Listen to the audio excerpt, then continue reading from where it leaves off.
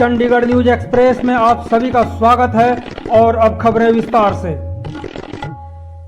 TV channel are Bharat के पत्रकार अर्नब गोस्वामी की गिरफ्तारी को लेकर भले ही भाजपा, कांग्रेस और स्थानीय पत्रकार चुप्पी साधे बैठे हों, वहीं भाजपा के वरिष्ठ नेता व सीनियर एडवोकेट सतिंदर सिंह ने उद्धव सरकार, कांग्रेस, एनसीपी पर जोरदार हमला बोला है। उन्होंने कहा कि आपातकालीन स्थिति दोहराई जा रही है। सतिंदर सिंह के आक्रामक होने के बाद भाजपा भी सख्ते में है, वहीं कांग्रेसियों के मुंह में ताला लग गया है। इस पूरी रिपोर्ट में आप देखेंगे कि किस प्रकार से उद्धव सरकार और उसकी पुलिस ने अर्नब के साथ आतंकवादी जैसे व्यवहार किया। तो सुने भाजपा के वरिष्ठ नेता सतिंदर सिंह को। हम 4-5 साल के थे जब 1975 में पातकाल लगा था, तो उस समय ये बातें सुनते थे भी ऐसे होता था।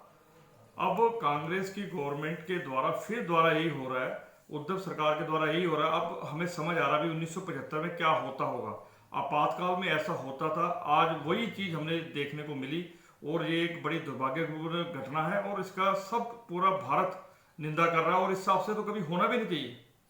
बड़ी हैरानी की बात है कि एकदम आतंकवाद की तरह आप घसीट करके ले जाते हैं। ऐसा लगता है कि उन्होंने बहुत बड़ा कत्ल कर दिया हो या राष्ट्रद्रोह कर दिया हो, कुछ ऐसा कर दिया हो। पूरा देश इसकी निंदा कर रहा है, महाराष्ट्र सरकार का। और क्या उद्धव सरकार के पास क्या अब यही एक स्थिति रह गई कि पत्रकारों के कलम के धार को खत्म करो, गला दबा दो उसका? इसमें आपको सीधा देखना पड़ेगा उनकी स्ट्रेटजी क्या थी। उनकी सिर्फ स्ट्रेटजी ये थी भी अर्नब को, जब पत्रकार और कम्युनिटी को डिमोरलाइज करना, ताकि वो उसके खिलाफ ना लिख सके। अगर आप किसी को डिमोरलाइज करना चाहते हो, मेंटली करोगे, उसके साथ 100 बंदे ले जाओगे, फिर आपके पास 10 गन्स होंगी, फिर आपका सब कुछ होगा, आपको लगेगा भी ये आतंकवादी को पकड़ने आया है कि किसको पकड़ने आया है। तो ये एक मेंटल गेम है, वो मेंटल गेम उन्होंने खेलने की कोशिश की है, परंतु मुझे लगता है इसमें अर्नब भी जीतेगा, इसमें पत्रकार भी जीतेंगे। आप देखिए कि कमांडो साथ में आता है। कमांडो तो आप देखिए कि ऐसा लग रहा है कि वाकई किसी आतंकवाद को, और इस तरह से लोग देख रहे थे कि एक आतंकवाद को पकड़ने के लिए आ रहा है। अर्नब गोस्वामी को एक आतंकवाद के तौर पे घोषित कर दिया महाराष्ट्र सरकार ने, उद्धव सरकार ने। क्या पत्रकारों को ऐसे आप दबा देंगे? ना तो कलम कभी दबी है ना दबेगी।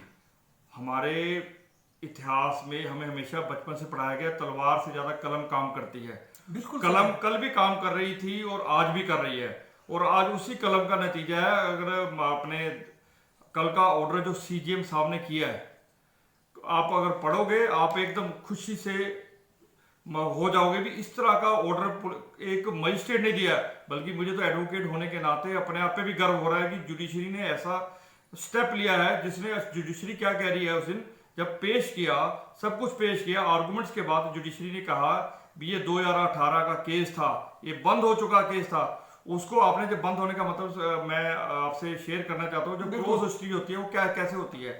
क्लोज केस होता है, पहले एफआईआर दर्ज हुई, उसमें इन्वेस्टिगेशन हुई, इन्वेस्टिगेशन के बाद पुलिस को लगता है भी इसमें कुछ नहीं है, तो पुलिस जो वहाँ का आईओ होता है वो रिपोर्ट करता है भी इस केस में कुछ नहीं है। उसके बाद पुलिस का अपना प्रोसेस है, एसएसपी डीजीपी के पास जाके वो सारे बातें सर्टिफाई होने के बाद वो कोर्ट में दिया जाता है। कोर्ट में कहा जाता है कि हमें कोई साक्षी नहीं मिले, इस कारण से हम ये केस बंद कर रहे हैं। इन्होंने 2018 में एफआईआर दर्ज हुई है, पैसे का लेन देन था, वो खत्म हो गई।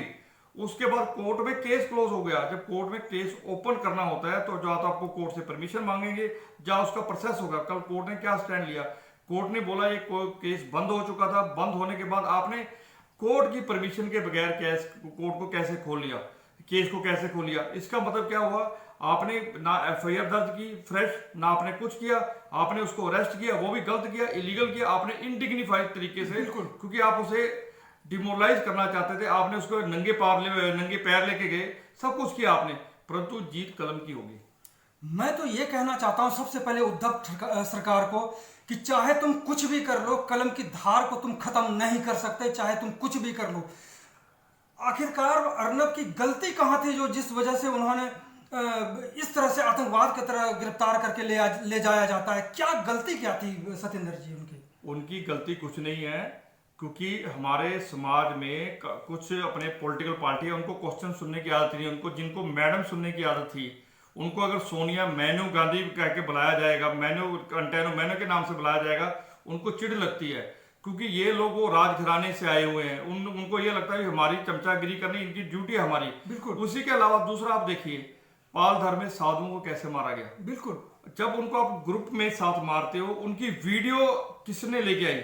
उसकी वीडियो यही लेके आया, अर्नब लेके आया। जब वीडियो उसमें आई तब जाके ये हिले। उसके बाद भी इन्होंने क्या किया, पुलिस वालों ने, आप वीडियो बना रहे, पुलिस वाले के सामने मारा गया, उन्होंने किसी को बचाया नहीं।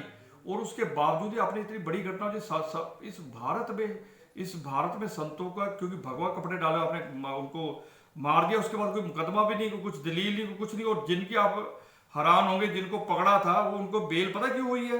बेल इस करके की, क्योंकि एक कोर्ट में एक प्रोविजन होती है, कोई सेक्शन है 302 में, उसमें आपको 60 दिन में चालान पेश करना होता है। आपने चालान ही नहीं पेश किया, उनकी डिफॉल्ट बेल आपने करवाई, उद्धव सरकार ने डिफॉल्ट बेल करवा दी। उसके बाद अब सुशांत का केस आया, उसमें जिस हिसाब से अभी डेथ के बाद अभी पहुंचा भी नहीं है, डॉक्टरों ने बोला भी नहीं है, परंतु सरकार बोलती है भी ये आत्महत्या का केस है। तीसरा, ड्रग माफिया के ऊपर इस तरह से शिकंजा कसना शुरू हुआ, क्योंकि ड्रग माफिया बंबई को चलाता है, दाऊद चलाता है, उनके सारे काम पे चलते हैं। और क्योंकि अर्नब मुझे कहीं ना कहीं लगता है कि इस देश की बात करता है, परंपराओं की बात करता है, उस कारण से उसके ऊपर सारे अटैक कर रहे हैं।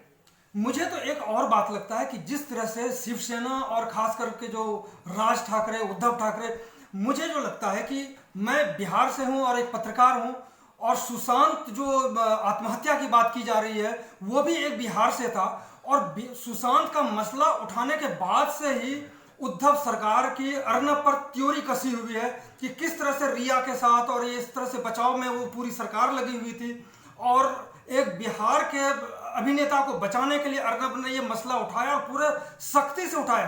कहीं ना कहीं उसको लेकर के उद्धव की जो सरकार है वो आहत है। सत्येंद्र जी, इसमें आप थोड़ा बैकग्राउंड में जाएंगे, आप देखिए इन्होंने जब मुकदमा दर्ज किया, पहली बात तो सुशांत केस में मुकदमा ही नहीं दर्ज किया महाराष्ट्र पुलिस ने। बिल्कुल। आपने 306 भी नहीं लगाई, कुछ तो लगाते, कोई भी नहीं लगाया, आपने ड्रामा करते रहे। उसके बाद बिहार पुलिस में जब उसके पिताजी गए, वहां पे मुकदमा दर्ज हुआ। मुकदमा दर्ज होने के बाद बिहार पुलिस ने उसे सीबीआई को रेफर किया, और सुप्रीम कोर्ट में मामला जब गया, और सुप्रीम कोर्ट में मामला कौन लेके गया था? यही रिया चक्रवर्ती लेके गई थी। उसने कहा था कि सुप्रीम कोर्ट में भी ये मामला ये महाराष्ट्र में बनता है, बिहार वाले ना करे, सीबीआई ना करे। तो कोर्ट ने अपहेल्ड किया भी नहीं, सीबीआई जो काम करे वो बिल्कुल ठीक कर रही है। ये एक टीस उनके मन में थी, उद्धव ठाकरे के मन में थी, क्योंकि उन्हें कहीं ना कहीं उद्धव ठाकरे के करीबी नेता उसमें इन्वॉल्व है ऐसा बताया जाता है। तो सीबीआई जो इन्वेस्टिगेशन कर रही है उसको डीरेल करने की कोशिश की गई है, और उद्धव सरकार को लगता है कि हमारे बीच में अतिक्रमण हुआ है और वो जो चाहते हैं उनके रोक लगी है। इस कारण से वो सुप्रीम कोर्ट को अपनी आंखें दिखा रहे हैं। मैं एक बार फिर से उद्धव सरकार को मैं चेताता हूं कि तुम कलम की धार को बिल्कुल भी खत्म नहीं कर सकते। अब देखिए कि अर्नब ने किस तरह से जो 2-3-4 मसले उठाए उसको लेकर के काफी आहत है। मैं सबसे पहले आपको बताऊं कि ड्रग माफिया, आपने ठीक कहा कि ड्रग माफिया जो है वहां पे इतना हावी है कि सरकार ही वही चलाती है एक तरह से, आप ये मान के चलिए।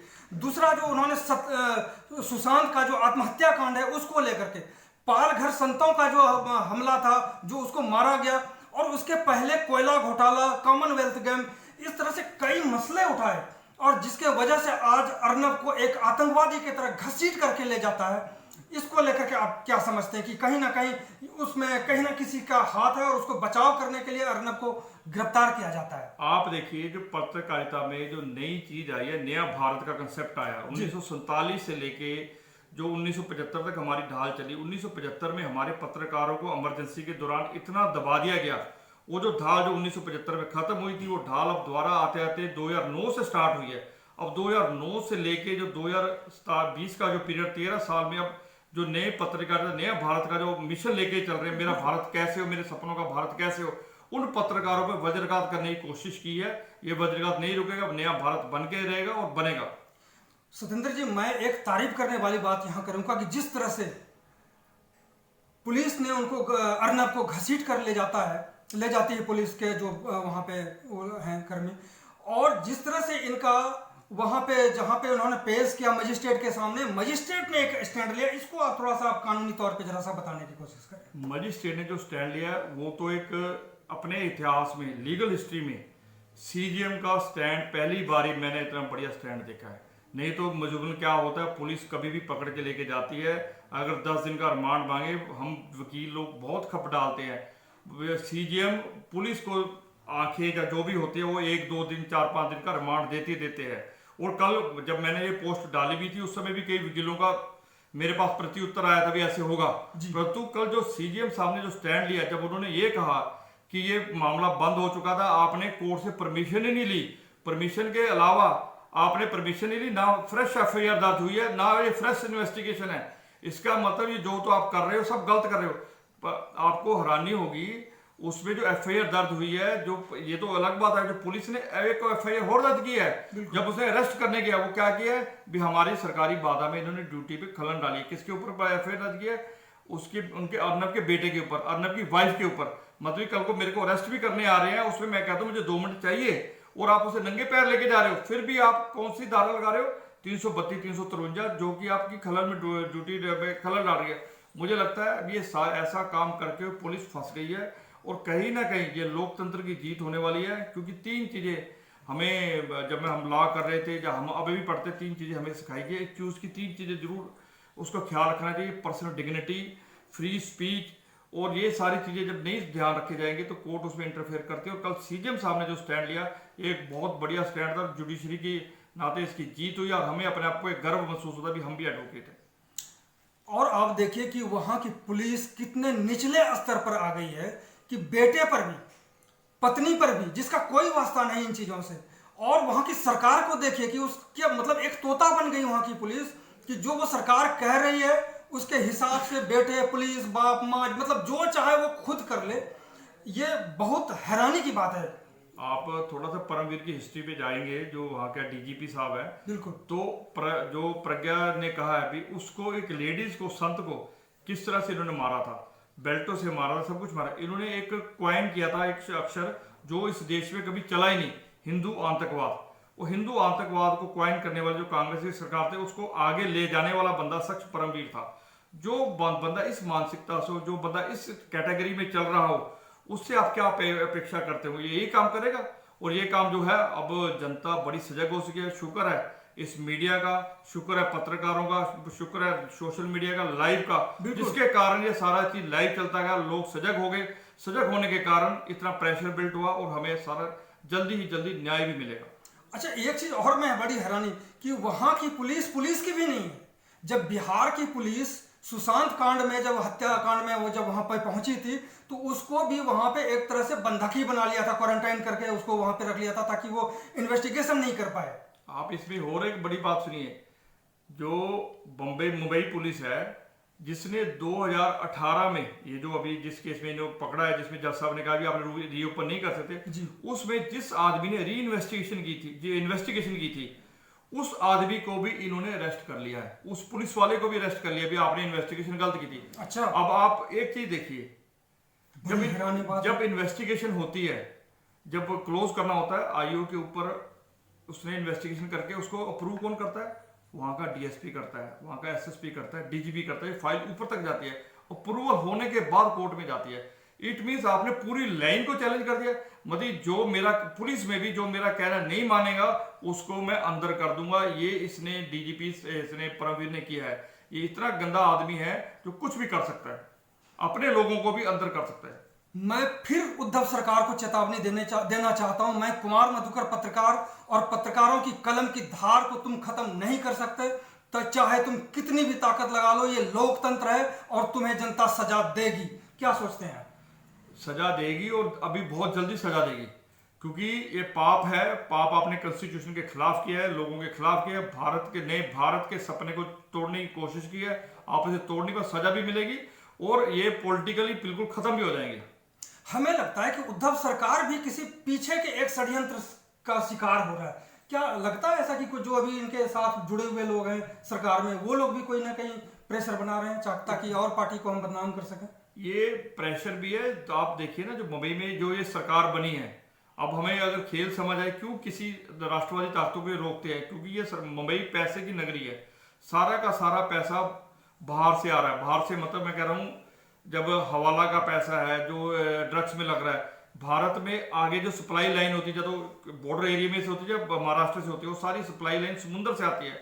वो सारा का सारा उसको रोकने की जो कवायद अब शुरू हुई है, और अर्नब उसमें बहुत बड़ा रोड़ा थे, क्योंकि ड्रग माफिया को जिस हिसाब से वो एक्सपोज कर रहे थे, बहुत जबरदस्त एक्सपोज किया है तो उन्होंने। उसके बाद जो आपका सरकार का और दाऊद का जो ऐसी एंटी नेशनल ताकतों का जो मिलन है उसको इन्होंने रोक दिया है। बिल्कुल। उसके कारण डेंट लगाने को सारे दुखी हैं और इस कारण से सारा कर आप देख लो फिल्मी दुनिया में जो हमें चीजों को दिखाई जाती थी, आज क्यों लक्ष्मी बम का नाम बदल के लक्ष्मी करना पड़ गया? क्योंकि आप दिवाली वाले दिन आप ऐसी ताकतें लेके आते हो जो देश को तोड़ने वाली होती है, हमारे मोरल को डाउन करने वाली होती है, जो हिंदू समाज को, इस देश को ये लगे भी ये तो चीजें गलत है। और भी एक चीज की बड़ी मजाक वाली बात है, एक हंसी के पात्र किस तरह से उद्धव ठाकरे बने हुए हैं, जो शिवसेना, बाल ठाकरे की शिवसेना और उनका बेटा जो सरकार, महाराष्ट्र सरकार में मुख्यमंत्री, और एक औरत कंगना रनौत से लड़ती है, यानी एकदम वो औरत ही बन चुकी है वहां की सरकार, और कंगना रनौत से लड़ रही है औरत के रूप में। देखिए, जो मैं एक औरत को मैं दुर्गा भी मानता हूँ, माँ भी मानता हूँ, और ये औरत नहीं बन चुके, ये बेसिकली वो बंदे हैं जिन्होंने देश को 1000 साल पहले भी तोड़ने की कोशिश की थी, अब भी तोड़ने की कोशिश कर रहे हैं। ये रंगा स्यार, आपने रंगा स्यार की कहानी सुनी, ये सारे रंगे स्यार हैं। इन्होंने अपने रंग लग लिया था, देशभक्ति के ऊपर रंग रख के ये अपना काम करना चाहते थे, और राजनीति क्षेत्र में बहुत रंगे स्यार आपको मिलेंगे, ये काम वही करते हैं। तो इस कारण से लोगों को भड़काते हैं और अपना काम करने की कोशिश करते हैं, परंतु भगवान की कृपा से आप लोगों की कलम के कारण रंगे स्यारों का रंग जाना शुरू हो गया है और बहुत अच्छा हो रहा है। सत्येंद्र जी, लास्ट में मैं आपसे एक चीज कहना चाहूंगा कि क्या सलाह देंगे उद्धव सरकार को कि औरतों की तरह कम से कम लड़ाई मत लड़ो? उद्धव सरकार जो है वो इतनी निकम्मी और इतनी भ्रष्ट और इतनी, जिसे मैं कह सकता हूं कि जिसकी कोई तुलना नहीं की जाती, उस निकष पे पहुंच गई। इसने बिल्कुल हमें 1975 याद करा दिया है, क्योंकि हम 5 साल के थे और मतलब आप भी 4-5 साल के हो गए, हमें उस समय हमने कुछ देखा नहीं, हम लोगों से सुना था बिल्कुल। परंतु कल का इंसिडेंट आपने देखा, पिछले 2 महीने से हम टीवी देख रहे हैं, वो इंसिडेंट ये याद करा रहा भी हमारे पुरखों ने किस तरह से 1975 को सहा होगा। बिल्कुल। तो वो समय दोबारा नहीं आएगा, हम उसके लिए लगे। इस कारण से ये बने, इंदिरा गांधी भी नहीं रही, आप भी नहीं रहेंगे। सत्येंद्र जी, आज की बातचीत में आपने बहुत जबरदस्त उनको सलाह दी है, सुझाव दिए है और एक करारा जवाब भी दिया है आपने। आपका बहुत बहुत धन्यवाद। Thank you. Chandigarh news express के साथ बने रहने के लिए आप सभी का बहुत बहुत धन्यवाद।